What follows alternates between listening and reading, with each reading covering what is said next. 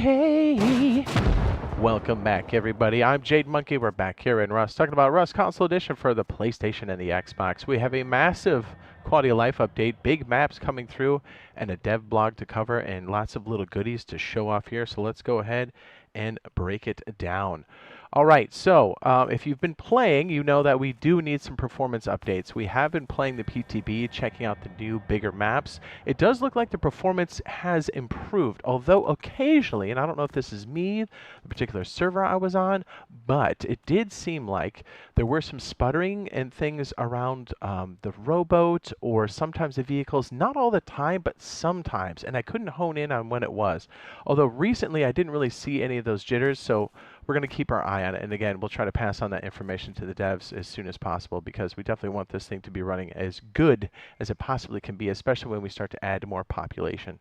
So yeah, overall it's been feeling pretty good, and yeah, I think you guys, if you've been taking a break, because I know the performance was pretty bad at the beginning of the year, this is a good time to kind of jump right back in. So all right, let's go ahead and talk about the dev blog here. Beep boop.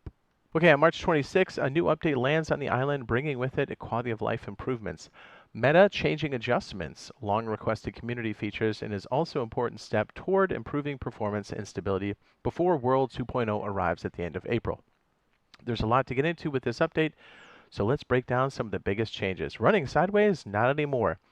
I do think this was added in initially to kind of get people used to it, but there is no basically side running, side strafing, run strafing in Rust on PC, so it's good to see this one removed.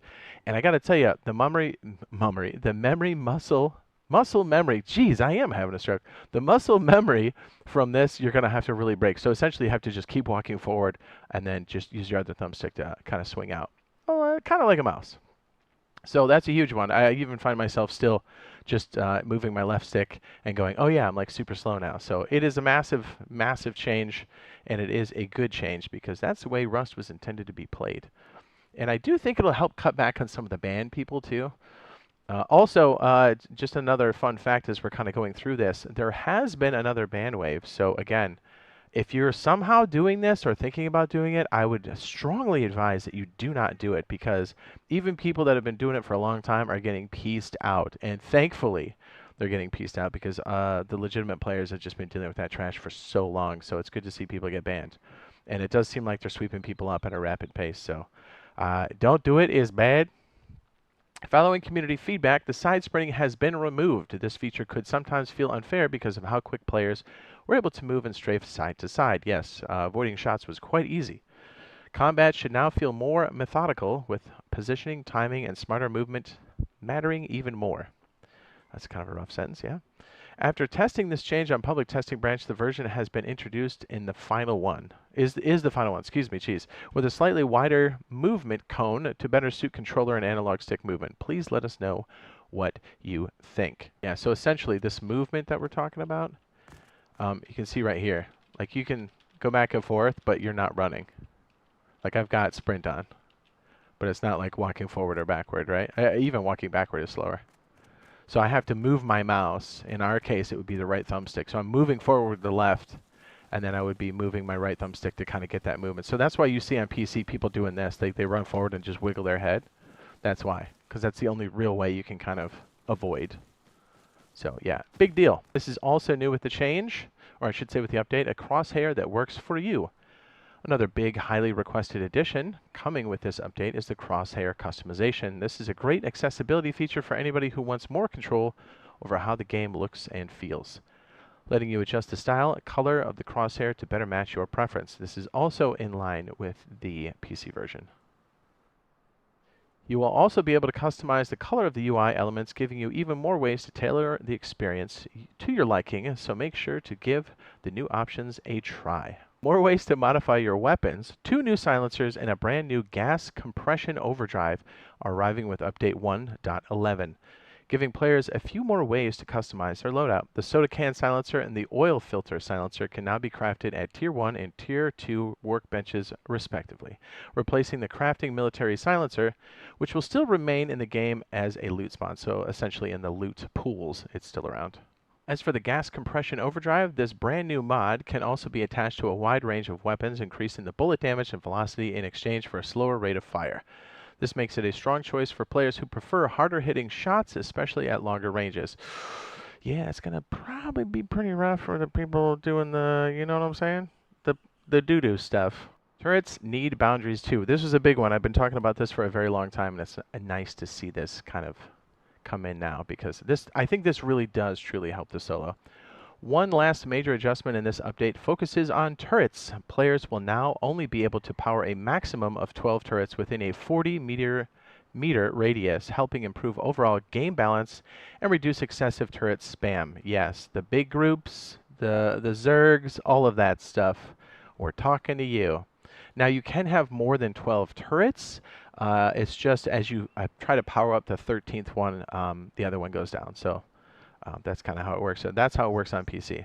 This change is intended to make base defense feel more strategic rather than overwhelming, with also creating more room for counterplay during raids and fights. Yes, so you can, if you are good with electricity, really create different circuits to turn on different zones.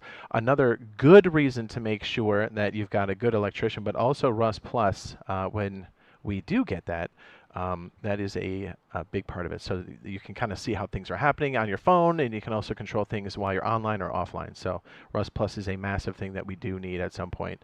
I hope they prioritize it. Anyways, I digress. Okay, other changes. This is another one I've been talking about for a very long time, and I was not looking forward to this. I knew it was coming eventually, as this is in line with the PC version, but this does change things up. I get why they're doing it. It's obviously a good change overall, but like me personally, because I'm such a, what's the word, safe spawn gremlin, this definitely hurts my nut riding in it, as it were. There are also a handful of other impactful changes included in this update. We will be speed running through them here. Keep this devblog from getting too lengthy. First is an adjustment to the recycler efficiency. Recyclers located inside of safe zones will now operate at 40% efficiency with an 8-second, as opposed to a 5-second timer for each item or group of items. While those found outside of the safe zone, POIs, will run at a 60% efficiency, so like the way we've had them before, reinforcing a stronger risk versus reward dynamic, and pulling people out of safe zones and pushing them towards the POI, because that was always points of interest. That's always been a big, I would say, pillar, in my opinion, for Rust. It's part of it, right? Like getting people in the mix and making that, as they say, risk-reward. We've also been updating the HoloSight FOV, so it now zooms correctly when aiming down sights, helping deliver a more consistent and accurate experience. Finally, ammo world models have been updated to match PC version, making different ammo stacks easier to identify at a glance. And this is nice to see here. They are showcasing another creator, and well, just any creator is good, but also like a smaller creator, which is awesome. I think anybody being showcased here is great. You know, because I know we had some like at the very, very beginning, like me and the boys, you know, the boyfriend squad, but like after that, it didn't seem like they really showcased anybody. So this is good to see. I don't know who's doing this, but a W. Says Spike 160 has also made an awesome video covering most of these changes and showcasing how they impact the game. So if you would prefer to see them in video format, I strongly recommend giving it a watch. Okay. So we also have the Easter goodies drop. The Easter event will be running from the 26th of March through April 16th. The Easter egg hunt will appear. If you've been playing before, you know what this is. The Easter egg hunt will appear every 24 to 36 in-game hours, giving players 3 minutes to gather as many eggs as possible. The top 3 players will receive a special prize egg. Painted eggs collected during the hunt can be upgraded to bronze. They can also be updated, to silver and then finally gold. Each upgrade requires 10 eggs. Higher tier eggs provide better rewards, so higher loot pools, with gold offering the most valuable loot. Easter eggs can also be opened from a range of rewards from basic scrap all the way up to an M249. And with the scope, that's called a cheater's toolkit. Anyways, these items also are exclusive to the event, cannot be crafted. Bunny ears. Boosting egg vision also helps you spot more eggs during an Easter event. By the way, if you didn't know this, because actually, when I played this on PC, I didn't know this for a very long time. If you put those on, it gives you a boost for the different, to get more eggs. So like you can see more eggs, so you can collect more. So it also helps you, like with the basket, pick it up faster as well. Helps you spot more eggs. Bunny onesie. Improve egg vision, making it easier to find additional eggs. Also, here we go. Sorry, the frames are bad when I'm not focused on that window. Easter basket, collecting eggs. We just talked about this with LT or L2 during an Easter egg hunt using RT or R2 to throw. Painted eggs. Yeah, okay. Painted eggs. Gathering while the Easter egg hunt is active. Collect 10 to upgrade to a bronze egg. We already talked about that. Bronze egg to a silver egg. 10 bronze into a silver, and then 10 silver into a gold. Contains top tier rewards. We just covered that. Look at all those chickens. DLC is releasing on March 26th. Exhibit Decor Pack. Decorate and personalize your space with the Exhibit Decor Pack featuring 15 deployable items including interactive lights, stylish furniture, cozy wallpapers, and a posable mannequin. Yes, you can actually put your loadouts on there. So just a nice little peek here. Yes, we finally have these. And then we have the track on the bottom. I think this is just nice, right? And by the way, I'm turning these on and off via Rust Plus. Just saying, vote for that next time it's on the survey.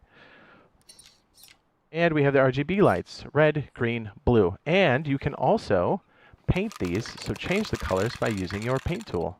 You can spray paint them right there. Isn't that cool? Definitely worth it, especially if you're going to do some like crazier builds. And if you're paying attention, these are the same, would they be diodes? They'd be LCD. Anyway, so if you look at your screen at like a microscopic level or get in really tight, they're actually made of red, green, blue. So you could technically make yourself a little screen if you really wanted to. Just saying. Yeah, so you know how like Minecraft has like computers and they do all kinds of crazy stuff? Technically, you could do something crazy like that here. Anyways, let's go ahead and look at some of this decor stuff here. There's the mannequin along with the bunny suit. I do like this lamp. We've got the, this goes up and down. You can actually... Isn't that cool? You can change the poses on this. You do have these lights that stick to the ceiling or the wall or ones that stand up on their own. And also these lights here, and they do act as a light source for growing. Or they should when they come into our version. And the beanbag chair. Beanbags. Industrial lights designed to brighten and illuminate your base. The versatile fixtures can be mounted on floors, ceilings, walls, as we said. Available in red, green, blue. Also, as we said, in the white variation. And you can customize them. I don't think they talk about painting it, but that's cool. The chicken costume, you can see that over there on your right. An inflatable outfit that gives your character a fun egg hunt ready look. Available from April 1st to April 16th in the store. And you can also see the variant of the unicorn there. Yes, everything is fixing to be a grand update. Hopefully performance stays with us. And we've got these changes coming in and holding performance because I think everybody wants to see larger maps but also larger populations. And then ushering in the terrain versions or world version 2.0. I think they're coming in 2 installments. And I believe after that, you ready for this? I believe the train will be slated for that because I don't think they could do it on stage 1 or 2. I think World 2.0 has to be like complete as far as I understand it for the trains to come in. So yeah, just we've been ready for this for a long time, so very exciting to see all of this. And if you are looking for a great way to have an auto locker system you can use today, already on the end screen is the Rust Auto Locker. And go ahead and check that out, and hopefully we'll see you in the next live stream /video. All right, love you, bye.